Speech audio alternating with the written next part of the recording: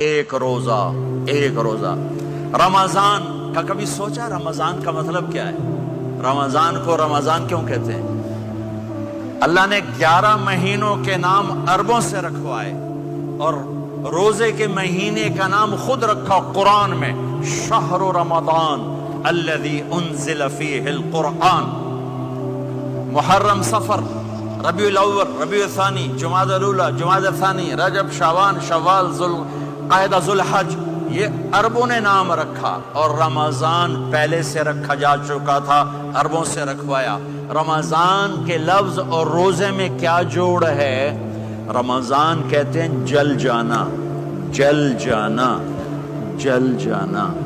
تو اس کو روزے کے ساتھ کیا مناسبت ہے کہ جب کوئی مرد عورت روزہ رکھتا ہے یا رکھتی ہے تو پچھلے 330 دن کے گناہ، آج روزہ رکھا، پٹی تیار ہو گئی، گناہ ڈال کے جلاؤ، دوسرے دن اور گناہ جلاؤ، تیسرے دن اور گناہ، چوتھے دن اور، 30ویں دن سارے گناہوں کو اللہ تعالیٰ جلا کے، راکھ کر کے، ایمان والے مرد عورت کو پاک کر کے، صاف کر کے، آخری رات کہتا ہے جاؤ بخشے بخشائے چلے جاؤ، جاؤ بخشے بخشائے چلے جاؤ۔ تو میرا نبی تو 2 کھجور پہ روزہ رکھتے تھے۔ اور ایک بڑا خوبصورت واقعہ ہے رمضان کا، کہیں سے بکرے کی سری پکی ہوئی آ گئی تو اب بڑے شوق سے کھا رہے تھے، اور ساتھ ارباز بن ساریہ بھی تھے، حضرت علی بھی تھے اور حضرت مقداد بھی تھے، 3-4 آدمی سری کھا رہے تھے۔ بلال رضی اللہ عنہ آئے کہ یا رسول اللہ سحری کا ٹائم ختم ہو گیا ہے، میں اذان دینے جا رہا ہوں، آپ کھانا پینا بند فرما دیں۔ اب میں کہا ٹھیک ہے، وہ باہر چلے گئے، اذان دینے لگے، پھر خیال آیا میں دیکھ لوں کہ آپ نے کھانا چھوڑا کہ نہیں چھوڑا۔ واپس آئے تو آپ کھا رہے تھے، میں کہا یا رسول اللہ واللہ لقد اصبحت، اللہ کی قسم صبح ہو گئی۔ آپ نے ہاتھ پیچھے کر لیا، کہا ارے بلال نہیں ہوئی تھی، نہیں ہوئی تھی، تیرے قسم کھانے پر اللہ نے پہلے نکال دیا اس کو کہ تیری قسم جھوٹی نہ پڑے۔ حضرت علی نے فرمایا اگر بلال قسم نہ اٹھاتے تو جب تک میرے نبی کھاتے رہتے اللہ صبح کو پیچھے ہٹاتے جاتے۔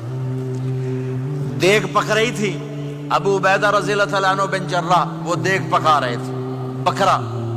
آپ نے کہا ابو عبید یہ مجھے بکرے کی دستی پکڑانا، اگلے بازو، آپ کو اگلے بازو کا گوشت پسند تھا، گردن کا گوشت پسند تھا، یہ کمر کے پٹھ کا گوشت آپ کو پسند تھا، دودھ پسند تھا، برنی کھجور پسند تھی، عجوا کھجور پسند تھی، تازہ روٹی پسند تھی۔ آپ یا تازہ کھاتے تھے یا فاقہ، توڑی طرح نہیں 8 دن پکا کے فریڈاں ٹھوک دے ہو تو کٹ کے گرم کیتی رکھو تو کھاتی رکھو، یا آپ تازہ کھاتے تھے یا فاقہ فرماتے تھے۔ ایک دفعہ فتح مکہ پر ام ہانی کے گھر آپ نے باسی روٹی کھائی، ورنہ آپ نے ہمیشہ تازہ یا فاقہ، یا تازہ یا فاقہ، کبھی جس کھانے پہ رات گزر جاتی اسے نہیں کھاتے تھے۔ تسی ماشاءاللہ 8 راتوں جو کھدی جاندے۔ ہاں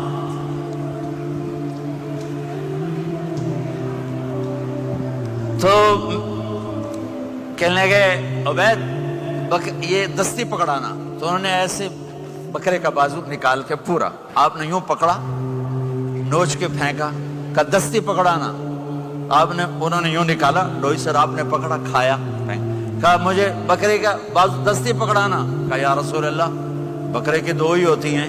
آپ نے کہا تیرا بھلا ہو جائے، اگر تو میرے کہنے پہ ڈوئی ڈال دیتا، جب تک میں کہتے رہتا اللہ مجھے نکال کے کھلاتا رہتا، اللہ مجھے نکال کے کھلاتا رہتا۔ اللہ نے رمضان بھیجا ہوا ہے، رمضان آ رہا ہے، اللہ کی رحمتوں کا جنت کے دروازے کھل گئے، جہنم کے دروازے بند ہو گئے، ایک دوسرے کو معاف کر دو، روزے کی حفاظت کرو۔ آپ بہت سے بہن بھائی آئے بیٹھے ہو، لڑے ہوئے ہوگے، ناراض ہوگے، میاں بیوی لڑے ہوئے ہوں گے، بھائی بہنیں لڑی ہوں گی۔ رمضان آ رہا ہے، تیاری کرو، جیسے حج پر جانے سے پہلے معافیاں مانگتے ہو، رمضان سے پہلے بھی ایک دوسرے سے معافی مانگو، ایک دوسرے کو معاف کرو، ایک دوسرے کو درگزر کرو، خود جا کے معافی مانگ لو، اللہ آپ کا مقام اونچا کر دے گا، مرتبہ اونچا کر دے گا۔ آخری رات اللہ تعالیٰ فرماتے ہیں جاؤ تمہارے رات کی قیام اور دن کے روزے کے بدلے تمہیں سب کو معاف کر دیا، مانگو۔ اور ایک رات اللہ نے شب قدر بنائی، جو 1000 راتوں کے برابر کر دی. وہ آج آپ کی تو راتیں بڑی چھوٹی ہیں, 5 راتیں جاگ لو 3 گھنٹے دی بھی نہیں رات ہوندی, تو 5 راتیں جاگ لو 21 23 25 27 29, ان میں سے ایک رات ضرور شب قدر ہوگی. ایک رات کا جاگنا 80 سال کی عبادت سے بڑھیا ہو جائے گا. صرف ایک رات کا جاگنا, ایک رات کا جاگنا. ایک شرط ہے, دل میں بغض نہ ہو, نفرت نہ ہو, حقارت نہ ہو, کسی مسلمان کو حقیر نہ جانو, بلکہ کسی انسان کو حقیر نہ جانو, تو آپ کی بندگی اللہ کی بارگاہ میں پہنچ کر آپ کے مقام کو اونچا کر دیں گی. تو عبادات میں ایک نماز ہے, پھر ایک روزہ ہے, پھر زکوٰۃ اور حج مالدار لوگوں کا فریضہ ہے, غریبوں کا نہیں ہے, متوسط طبقے کا نہیں ہے. تو عبادات کا جو نصاب ہے بڑا مختصر ہے. 5 نمازوں پہ کتنا وقت لگتا ہے؟ روزے سال کے بعد آتے ہیں, گنجائش ہے بیمار و بعد میں رکھ لو, مریض. سب سے پہلے یہ سمجھ لیں کہ حضور نے فرمایا نماز میری آنکھوں کی ٹھنڈک ہے. یعنی ہم چونکہ کچھ باتیں بہت زیادہ سنتے ہیں تو اس کا ذائقہ نہیں محسوس کرتے. کبھی حدیث کے لفظوں پر غور کریں. فرمایا نماز میری آنکھوں کی ٹھنڈک ہے. یعنی کہتے ہیں نا آنکھیں ٹھنڈی ہو گئیں, تو حضور فرماتے ہیں جب تو سجدہ کرتا ہے نا میرے امتی, جب تو نماز پڑھتا ہے, رکوع قیام سجود کرتا ہے, تو تیرے نبی کی آنکھیں ٹھنڈی ہوتی. یہ کتنا بڑا رضا والا کام ہے نبی پاک صلی اللہ علیہ وسلم کی نماز پڑھنا.